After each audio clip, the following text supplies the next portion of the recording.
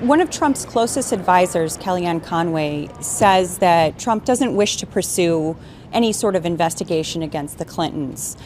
That comes on the heels of something that Trump himself said in a recent 60 Minutes interview, where he said that he has other things to focus on as the incoming president, and that the Clintons are basically good people. He seemed to be saying at that point that he was sort of willing to let it go. The Justice Department typically operates completely without influence of the White House or any administration officials.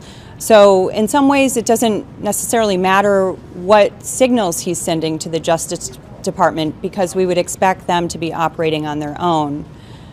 But there's also another problem, and that's that the sort of lock her up chant became very popular during Trump's campaign. You heard it at almost every rally. It really was sort of a unifying point for his supporters, who would burst into this chant really without much prompting from him. And we're already seeing early signs that there's some discomfort with the perception that he may be going back on his pledge to sort of doggedly pursue the Clintons. Well, the president-elect is clearly wrestling with how to deal with the media going forward. He recently met with television executives and some of the TV celebrities, including Wolf Blitzer from CNN.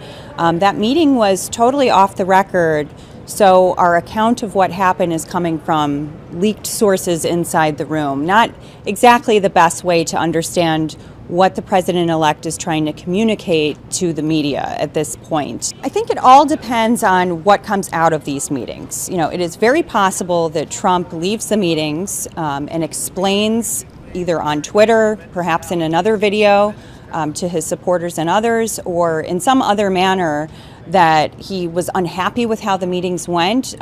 He could very well continue to treat the media as a foil, which worked very well for him during the campaign. So it all depends not just on the meetings themselves, but what happens afterward. What kind of messaging does the president-elect carry forward?